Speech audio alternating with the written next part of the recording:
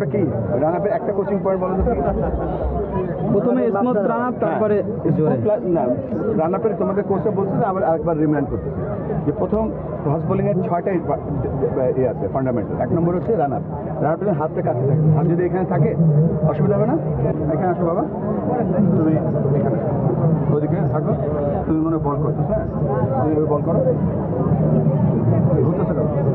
অসুবিধা হবে না, কি হবে? অসুবিধা হবে না। আপনি বসো বাবা, বসে যান, একদম বসে। বসো, পা এমনি বসো, পা ছড়া বসো। হ্যাঁ, কি অসুবিধা হচ্ছে?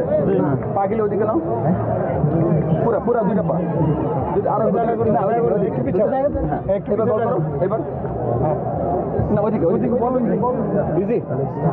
জাম্প করে কেন? তারপরে তারপরে কি হয়?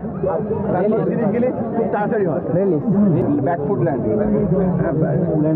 ব্যাকফুট ল্যান্ডিংটা, তারপরে follow through, front foot landing, তারপরে রিলিজ, তারপর ফলো থ্রু। কি হলো প্রথমে? কি রান আপ,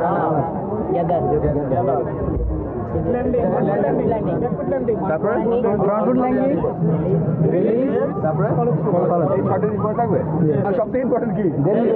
না, সবথেকে ইম্পর্টেন্ট তোমার চোখ। একটু জায়গা চোখ, তুমি কি করে এইদিকে তাকাই যদি তাকাই গেলে হবে না স্যার। এইগুলি তোমাদের কোর্সটা অনেকবার বলছো তোমাদের।